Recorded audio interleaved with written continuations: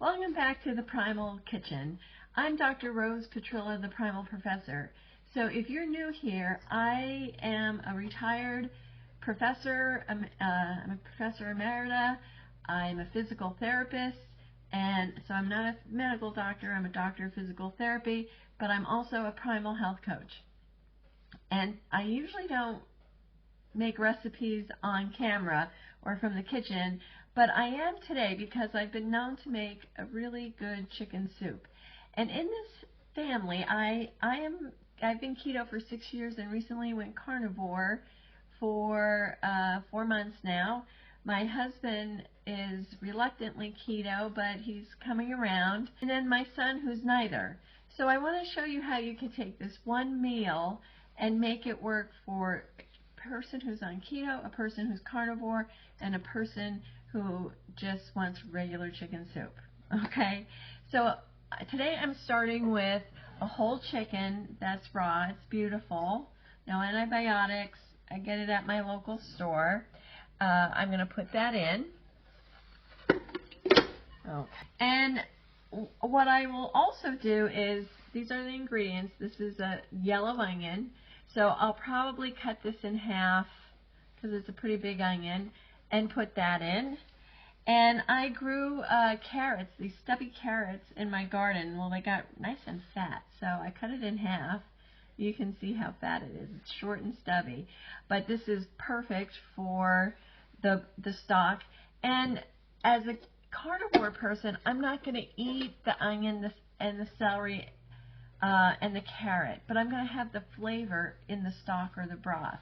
So I'm throwing those two big pieces of carrot in, and let me cut this in half.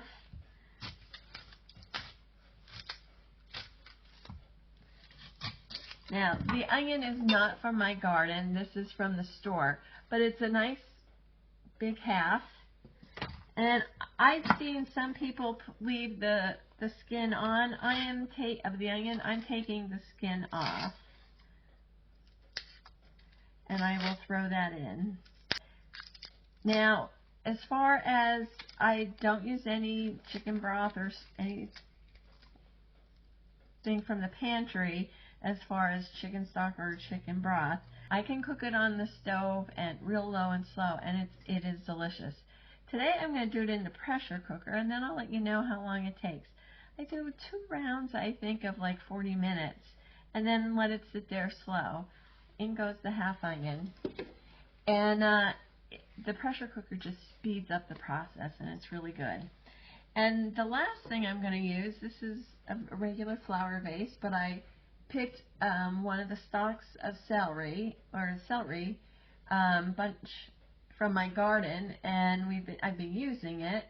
But right now I'm just going to put the tops of the celery in because I don't like mushy vegetables. Even though I'm not going to be eating them, I don't want my family to have them either. And I'm going to, this has already been washed, so I'm taking a lot of the leaves. Okay, so I like the flavor. Let's do like 3 bunches of leaves. And they were cleaned already. And here's something that I'm trying that's new. And my husband and my son doesn't want to know about it. But I purchased, they're called premium paws. They're actually chicken feet. Now I just took these out of the freezer. Good thing, as a physical therapist, I did a lot of dissection of animals, so I'm not that squishy.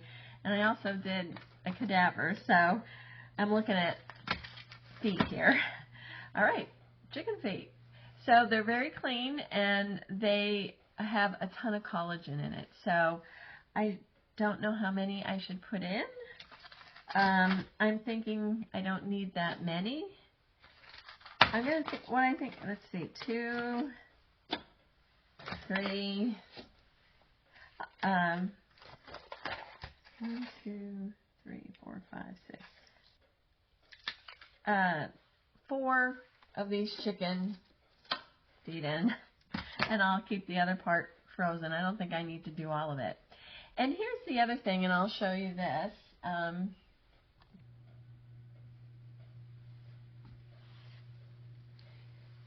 Now this is my Berkey.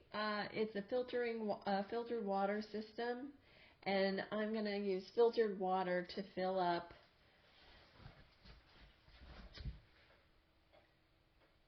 the crock. So I live out more towards the country, and we have a well here. We don't have public water, so I don't have to worry about chlorinated water or anything like that, but I have very hard water. So that's why I filter the water that we use for cooking and tea and coffee.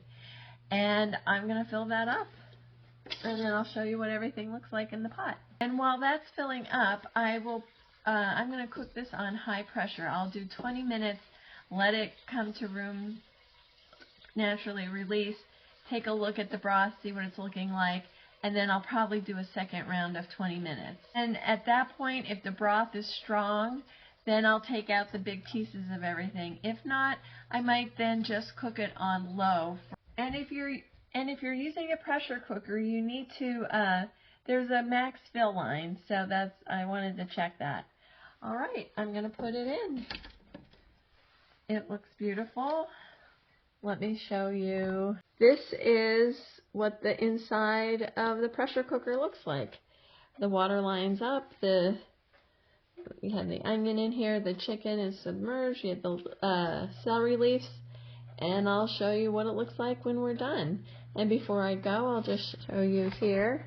These are the rest of the chicken feet. I'm going to throw them in the freezer. So I'll be back and I'll show you what it looks like, and then we'll take it from there. Okay, so I made the batter or dough for the egg drop noodles, or for the kind of like egg noodles, homemade egg noodles. And I'll show you, you kind of get the sense of the texture, but I'll give you approximate ingredient measurements. So this is the batter. And again, this is for my son, not for my husband, because there's flour in it. So it's about 1/3 of a cup to a 1/2 a cup of flour, 1 egg, and 1/4 cup of water.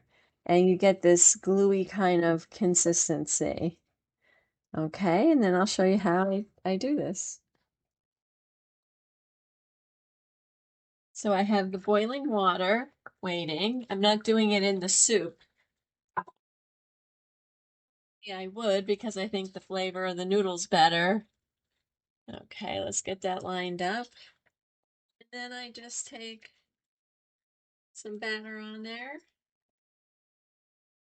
and drop it in.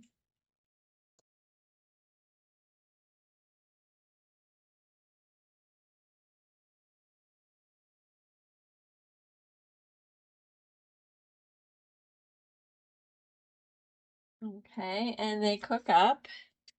And then I'll put them in the strainer. Normally, like I said, they would already be, if I was eating carbs, I would do this right in the broth.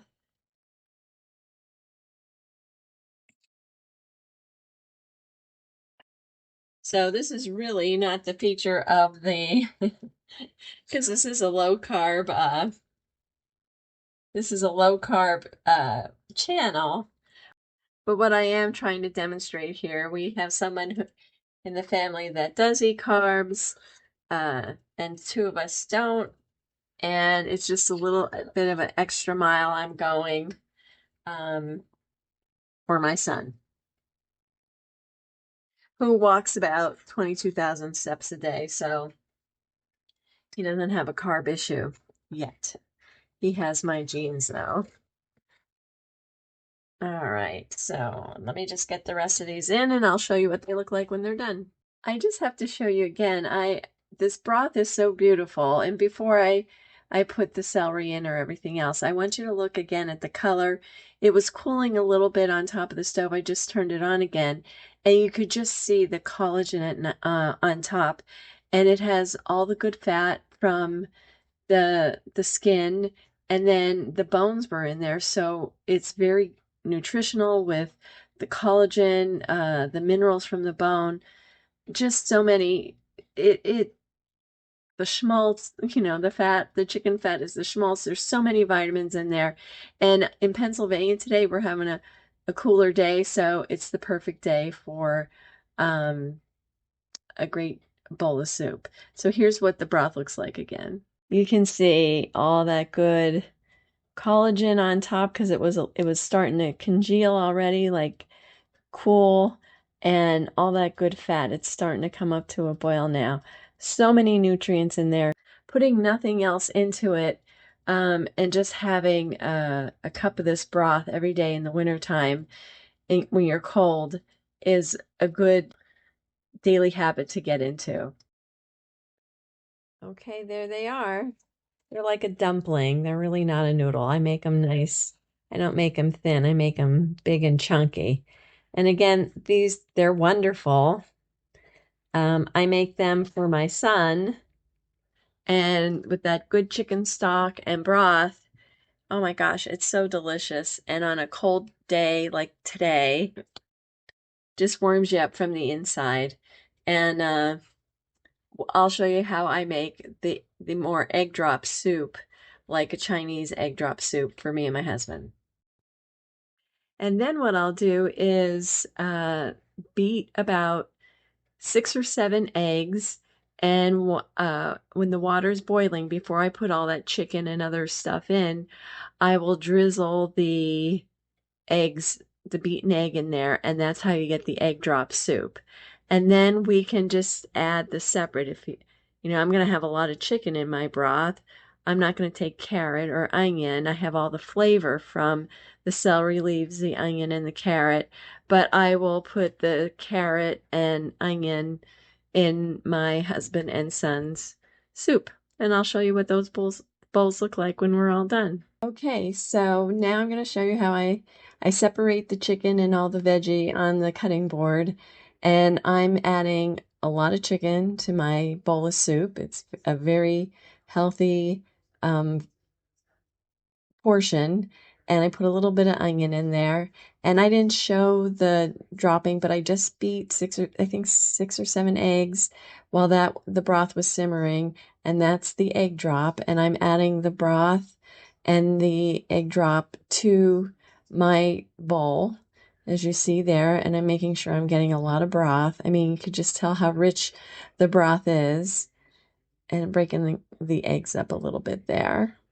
Okay, so now what I'm doing, I brought my bowl over and I'm chopping up parsley to add to my bowl of soup. You can see my son's coming here, picking on the chicken. I didn't give him his bowl of soup yet.